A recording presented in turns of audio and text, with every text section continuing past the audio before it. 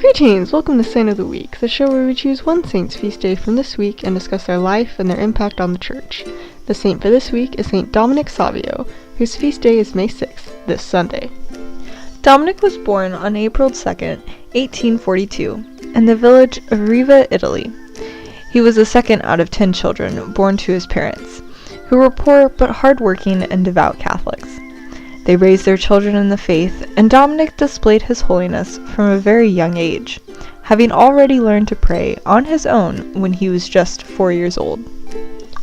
Even though at the time children would not usually receive First Communion until they were 12 years old, Dominic was allowed by his parish priest to receive at the age of 7. On the day of his First Communion, which he recalled as the happiest day of his life, Dominic made 4 resolutions: to go to confession and receive communion as often as possible, to sanctify Sundays and holy days in a special manner, to be friends with Mary and Jesus, and to die rather than commit sin. Dominic was a bright and energetic boy who displayed both a hard-working and kind-hearted spirit.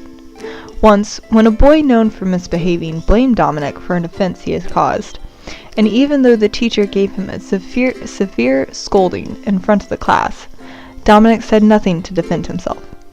A few days later, when the real culprit was caught, the teacher asked Dominic why he hadn't said anything, and the holy young boy replied that he was imitating Christ, who had also stood silent when unjustly accused. Father Giuseppe Cugliero, Dominic's teacher, spoke highly of him to St. John Bosco, who ran an oratory for poor and orphan boys in Turin. Father Giuseppe recommended that John meet Dominic, and he did so in October of 1854. Dominic was eager to go to Don Bosco's school, hoping to pursue the priesthood after he completed his studies. His parents agreed, and Dominic went back to Turin with Don Bosco.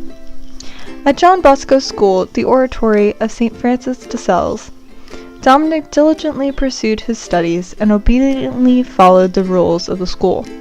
He had a great deal of influence over his friends, encouraging them to pray more and discouraging them from sinful practices. Once, when 2 boys got in an argument and were going to fight each other by throwing stones, Dominic stood between them and held up his crucifix, asking that they throw their first stones at him. Ashamed, the boys gave up their fight and went to confession at Dominic's request. In his desire to become a saint, Dominic began to practice penances such as making his bed uncomfortable, wearing a hair shirt, and fasting frequently. Don Bosco discouraged him from this, as it would harm his health. He told Dominic that the best way for him to become a saint would be to focus on his studies and to always remain cheerful. Dominic took this advice to heart, and from then on never complained, retaining a peaceful and happy attitude. At this time, Dominic's health began to deteriorate. The doctor recommended that he be sent home to recover with his family, but Dominic insisted that he was dying and he wanted to spend his last days at the oratory.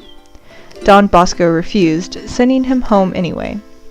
Even though the doctor said that he would recover, Dominic remained certain of his impending death and requested the last rites.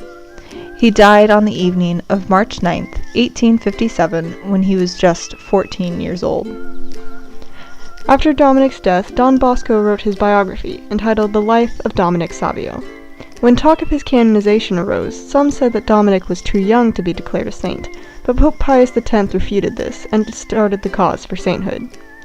Dominic was officially canonized by Pope Pius XII in 1954, and he is the patron saint of choir boys, falsely accused people, and juvenile delinquents. Pope Pius XI described Dominic Savio as a small in size, but a towering giant in spirit. While his life could be seen as tragically short, Dominic made a great impact through his innate holiness and devotion to God. He displays better than anyone how age is not a factor in becoming a saint, since we are all called to holiness and can bring Christ to others no matter how young or old we may be. Saint Dominic Savio, pray for us. Our honorable mentions for this week are St. John of Beverley, St. Victor the Moor, St. George Preka, Blessed Ivan Mers, St. Majolus of Cluny, and St. Flavia Domitia.